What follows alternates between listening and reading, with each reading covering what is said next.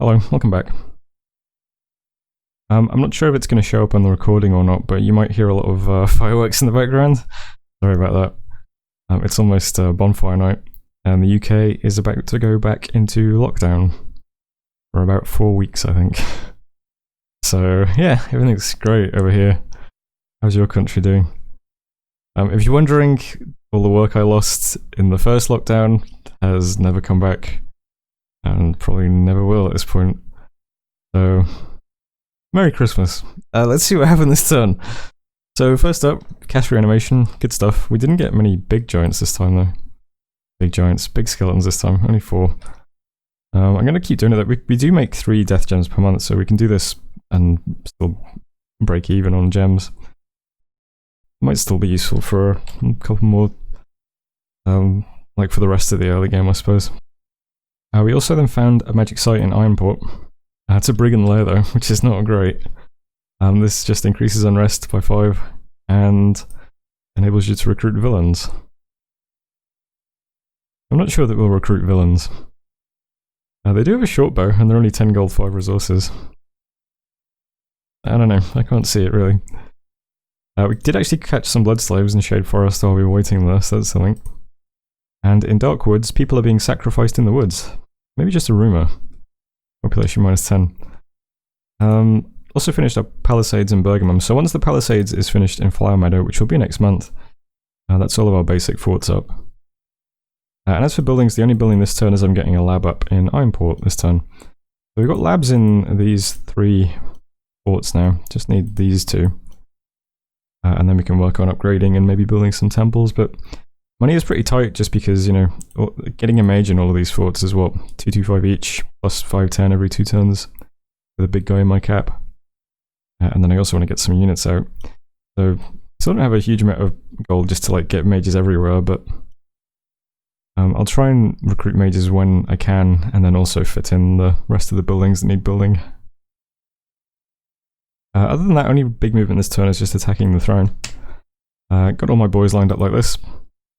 Big blocks of Goaty Huskarls, mostly giants, Goaty Huskarls, and then the wild card formation. I put the other guys in with those, by the way. Yeah, a couple of lizards and heavy infantry. Put you back slowly. The scales here are neutral, so that's something I suppose. We won't have any bonus stats or bonus armor, but we also won't be missing a bunch either, so yeah, just throw these guys in. See how it goes, hopefully it's okay. We'll have the bless up on all of our frost giants. I might push them forward just slightly as well.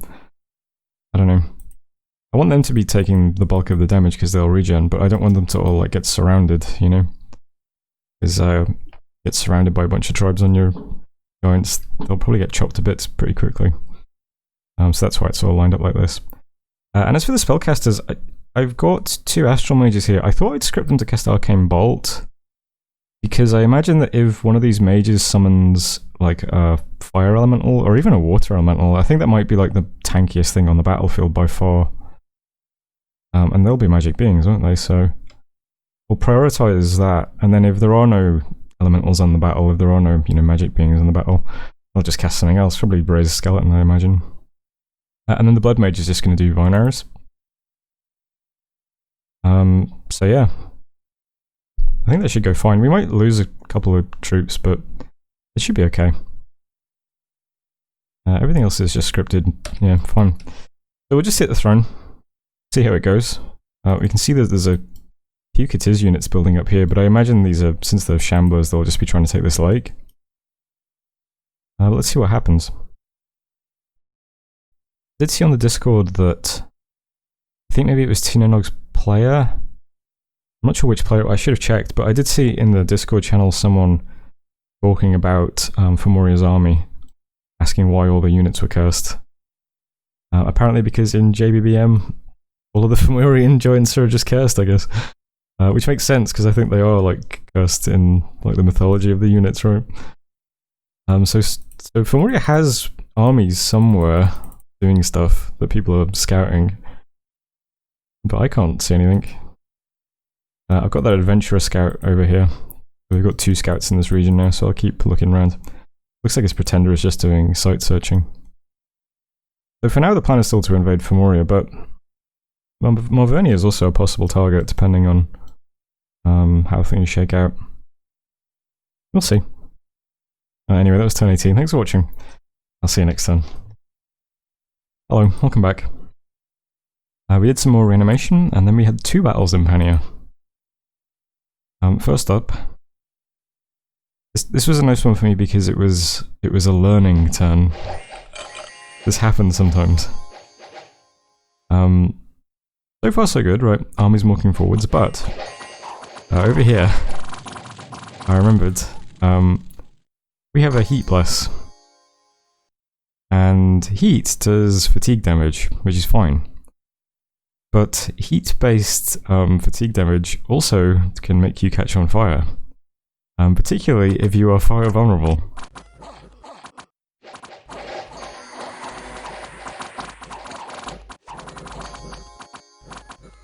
You don't have too many problems on the actual battlefield though. The only fire elemental that comes out is this little guy who just gets absolutely destroyed by a lizard man.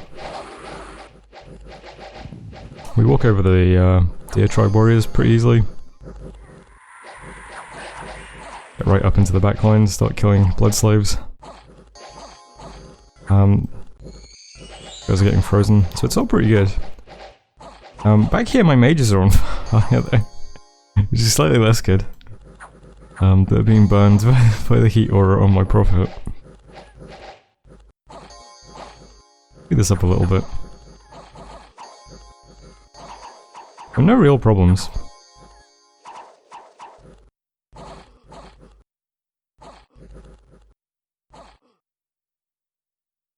And then we win the battle.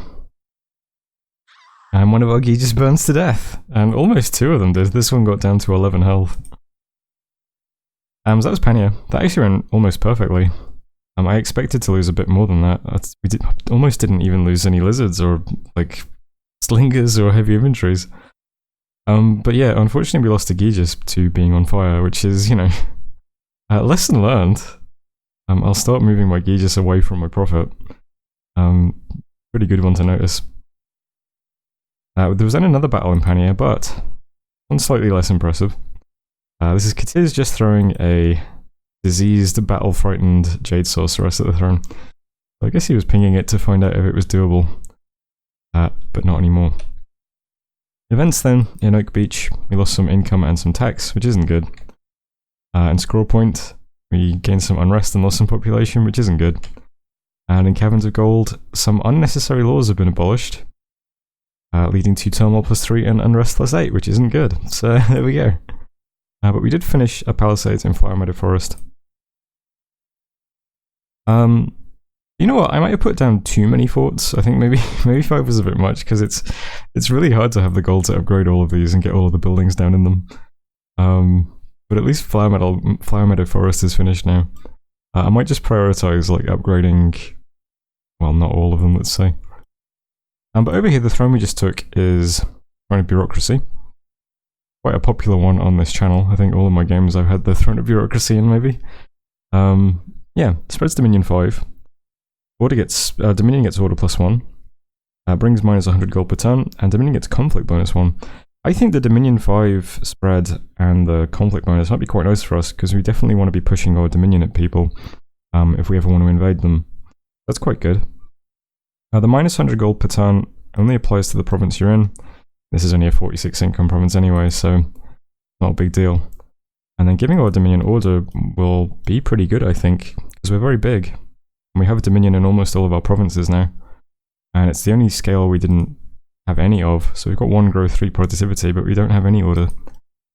So all in all, that's a really nice throne for us. It's not like amazing. It doesn't give us any crazy mages or gem income or anything, but it's still quite nice. And it'll help our economy a little bit as well. I'm going to claim that immediately, and I'm going to search the province with everyone else. I think there might have been another throne claim that I didn't look at. Only 2 been taken so far. There was Life, that Dominion gets growth and gives you 3 nature gems, which is nice. Agartha has that one. I think we did look at that one, didn't I? Because I remember looking for where it would be on the map. But Tuna Nogdis looks like has Throne of the Moon. Dominion gets growth, also again nice. Less troops get precision +3, and produces a water gem and a pearl. Both pretty nice thrones. I'm happy with bureaucracy, that's fine. That's it for messages and everything that we just did this turn. So yeah, so what's happening this turn? Well, I am gearing up then, I guess, to invade Femoria. I still think that they're the best target. Malvoni sent me a message asking me who I'm invading, because he wants to appear in the video. So, I think he's trying to stay on my good side, which is good. I'm just ignoring him for now. Kitiz also messaged me about this and was just kind of chatting about militia events he's been getting, so he also seems friendly. I haven't spoken to Agartha or Saramatia though. I don't think Agartha's going to attack me though because he's cold-blooded. That might be a silly assumption to make though, but I don't know. And Sarah just has such a minor border with us, I can't see it happening. Maybe I should try and get a scout into this area one day though, just to be safe. But for now we're going to claim the throne, and then we might just attack into Femoria immediately after that. So with that in mind, the giant that I just recruited has been given the stuff that's in my cap. He's going to come down and probably pick off some of these little provinces, while this big army just goes down towards this area. And that would be the general plan. So I'm moving all these guys into this fort, including the Nature Mage. This guy's carrying Nature Gems to give to her, because we will hit Alteration 4 very soon, and so she'll be able to do Swarm in battle. Should be useful.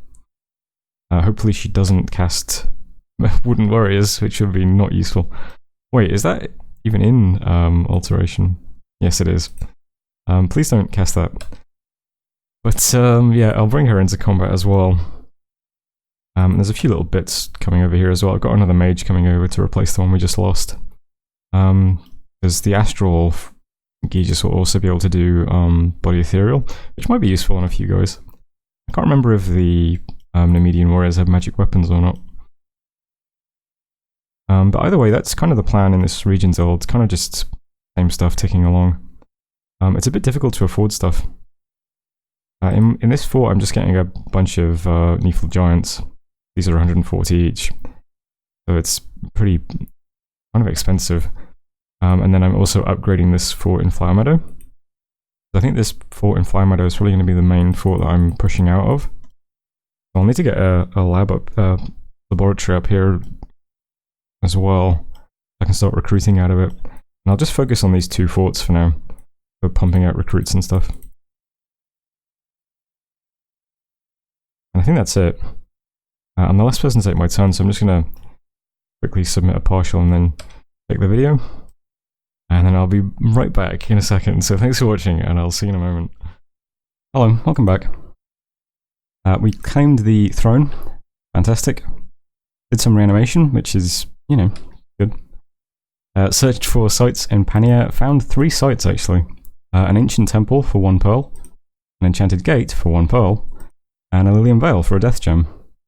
So our gem income is actually quite okay at this point, considering we haven't really done any site searching. I've yet to recruit a mage who had 3 on a path, which is what I was waiting for before I walked around doing that. But this isn't bad, you know. The few times that we have done site searching, we've been quite lucky, so it's nice. 2 events then, both gem events. Heavy autumn rains caused a landslide, revealing a bunch of gems. And in Bergamum, a local wizard has been lynched after allegations of turning a peasant into a frog. Bunch of gems. Yeah, so there we go. Pretty simple turn. Quite nice, but nothing too exciting. And this turn, pretty simple turn. Nothing too exciting. I'm going to attack Femoria next turn. I'm delaying by 1 turn for 2 reasons. First is my Nifl Jarl can't actually attack yet. I'm going to move him into Cradle of Life, so he'll be in position. Yeah. And while I'm doing that, I'm getting the fort in Flower Meadow Forest upgraded. It's going to be done in 2 months. And I'm also getting the lab there this turn as well. So next turn we'll be able to attack Scantrest with that army, and Stone Heavens with the Throne army.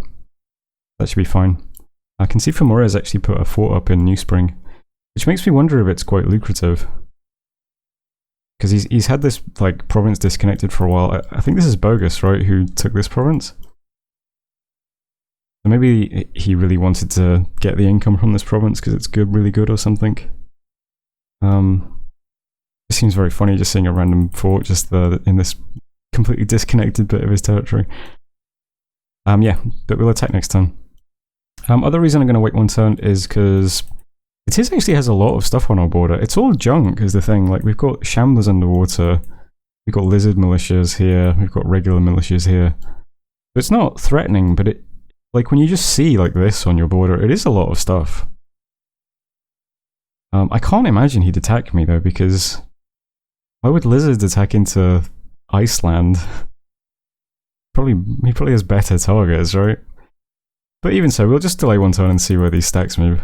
But for those reasons, I'm just going to wait. But next time we'll attack Fomoriya. And the other red arrows you can see moving down are all my priests. I remembered that Fomoriya does a lot of death stuff, doesn't it? We're at the point where there's probably people in the game who have a level 5 in a path. So that means Fomoriya might have a horde of skeletons or something. So I thought I might as well bring down all the priests. So, you know, this H1, this H2, this H2. I'll come down to help banish any skeletons we run into when we're fighting Fomoriya. Makes sense to me. That's pretty much it for me. Nifel's just a giant and a Gija. Plyomedu is 3 Goaty Huskulls. That's it. Everything else is buildings being built. But there is some other stuff going on in the rest of the world. Specifically over here, you can see that Agartha is actually sieging one of Marvoni's forts. So it looks like they're at war now. Marvonia actually messaged me and asked me to take this province from him because he doesn't want Agartha to get it out of spite or something. So I asked if there's anything here, and apparently no. It's just 1 point of province defense. So I'm going to move the few little commanders I have knocking around are going to move into Lama, and I'm recruiting some tribes. And I guess we'll just walk in and take this. I mean, why not, right? Yeah, a bit weird, but okay. He said that there's a site in this province that's like a disease site or something. So I don't want to send anything too interesting over there, but sure, I'll grab it for free if it's going. I'm not sure how the war between Fomoriya, Makoni, and Tinanog is going, but I did see Tinanog posting a message in the Discord that seemed good for them. I don't know, I can't remember what it was, but I'll put it up on the screen, I guess. But it made me think that Fomoriya might have just lost the battle, I remember. So that might all bode well for us. I think that's it for this turn. I'll end it there. That was turn 20. Thanks for watching. I'll see you next turn.